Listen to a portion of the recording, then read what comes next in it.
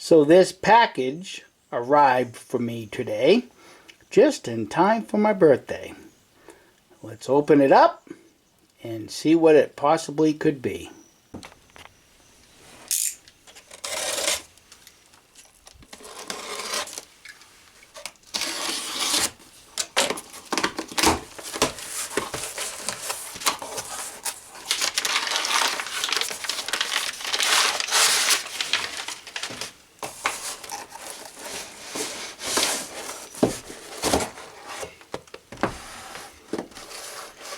Oh wow, this is in a Taylor's firearms box.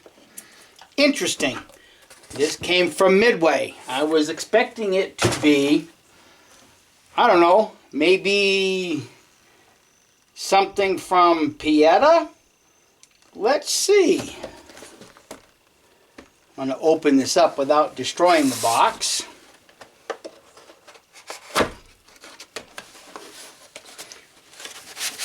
I expected to see this perhaps in like a Traditions box. Oh, yep. It is from Pieta. Or at least they're the manufacturer. It's from Taylor's. But as we can see, it comes with the usual books. Oh, look at this. Taylor's and Company. Interesting. Oh, look at this. I have a spare cylinder. So what revolver is it?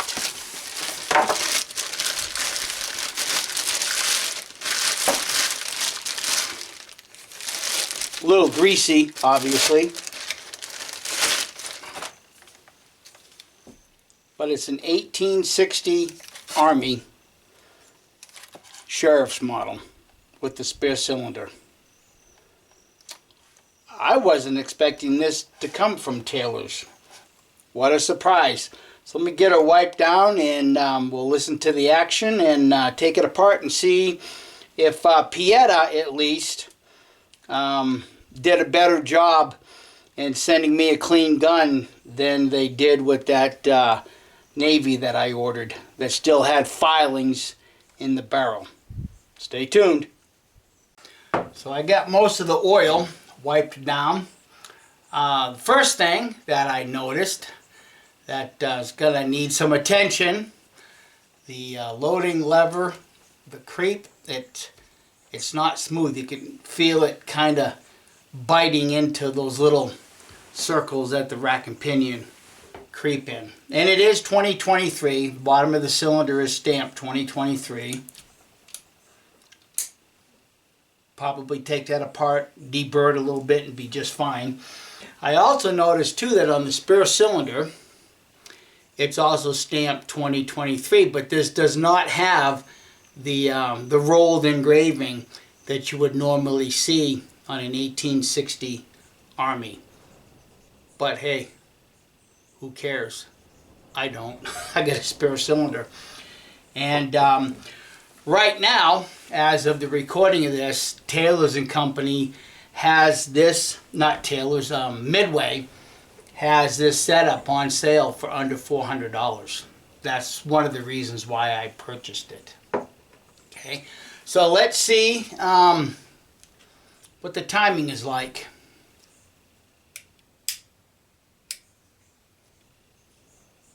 Locks up pretty good.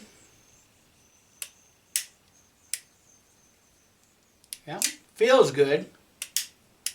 I'm not feeling any grinding or hesitation in it at all.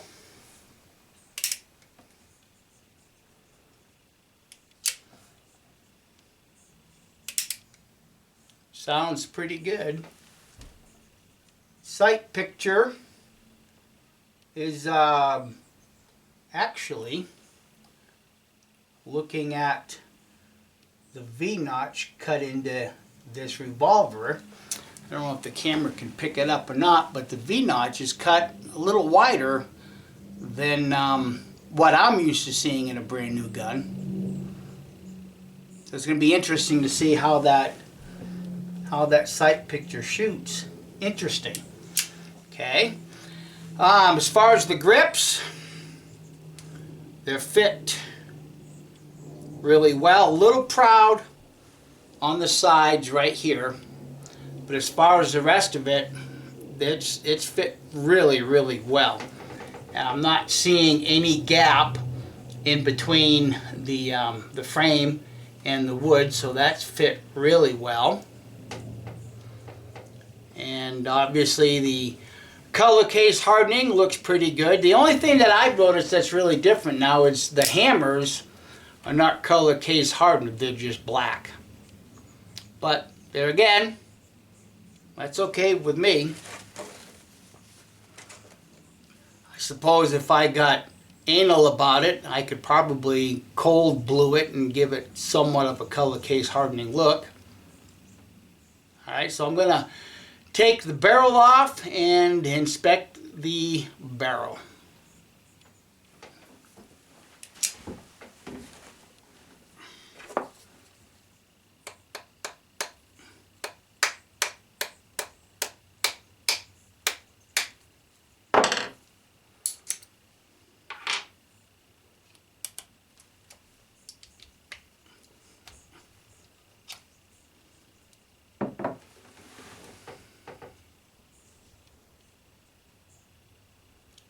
Looks pretty clean. I don't see any metal shavings down in there, but I can tell that it's been test fired and some of that residue is left behind. I'm going to take a rag, run a rag down there and look at it a little bit closer.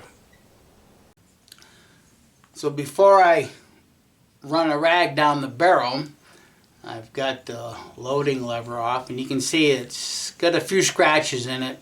So that's telling me I need to do a little bit of polishing on the plunger itself.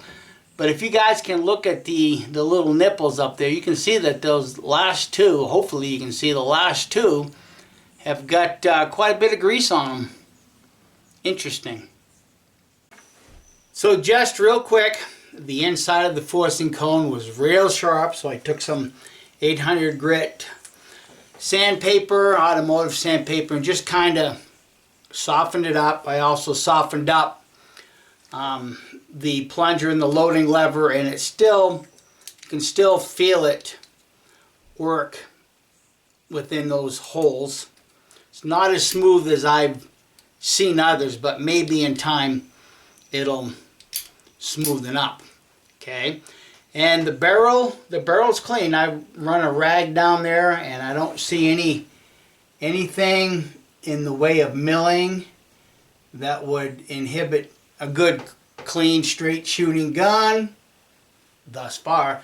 Front of the barrel is not crowned. I may or may not do that. I'll see how it shoots first and then I'll make that decision later.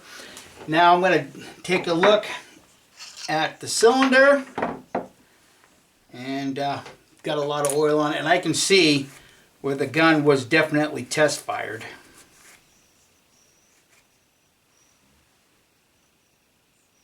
Okay, yeah, finish wiping this down, and we'll reinsert it, and we'll look at the gap between the cylinder and the forcing cone. But before I do that, I want to check the barrel to frame clearance and make sure that the arbor is the proper length. And usually what we do is just insert the barrel into the arbor and then rotate it and see where it's hitting. And the depth is perfect. And like a lot of us have come to agree and understand, at least on these models, these newer Pieta guns seem to have upgraded or stepped up their game a little bit. At least it is good for me to see that. So let me put on that spare cylinder and check the timing on that. So let's check it.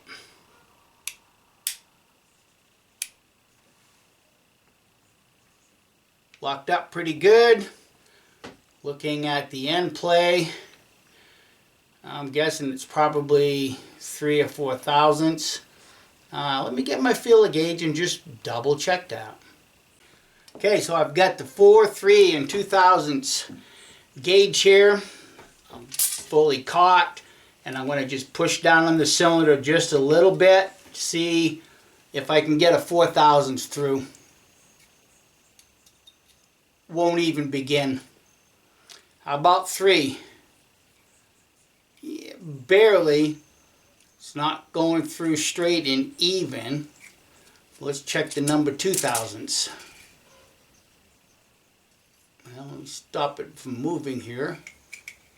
And 2/1000 goes through really well. So again, it appears they did that right, getting that cylinder to forcing cone real tight. Yeah, I can get 3/1000 in on this side, but it doesn't go all the way through.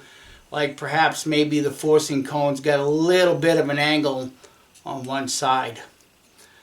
But I can overcome that. Let me double check all the timing on this.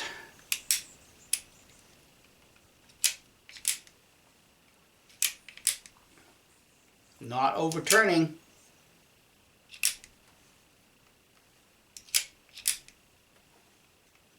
Well, it'd be nice having a spare cylinder.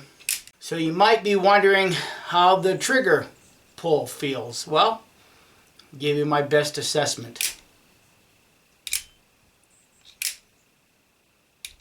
Pretty light compared to others that I've had. I'd say she's somewhere 3 pounds maybe a little less. 3 would be about a good average. It might be a pretty good shooter at that point, not having to pull so hard on the trigger to trip the hammer. Yeah, she feels really light. Interesting. Alright, gonna put the fluted cylinder on and we'll check the gap between the forcing cone and the cylinder and see what that is. Start with the 4/1000. Oh, 4/1000 does go through. So let me find the 5/1000 and we'll see if it slides through.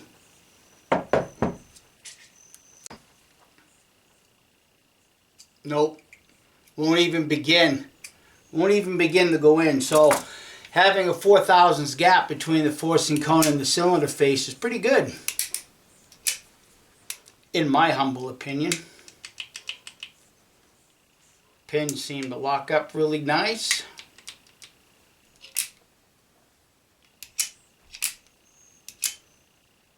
Alright. I can tell you one thing, the wedge isn't quite all the way through. You can see, hopefully you can see, let me get it turned, that just that little tab that sticks up is only what's protruding. None of the wedge is actually through that side. Give it a little bit of wrap.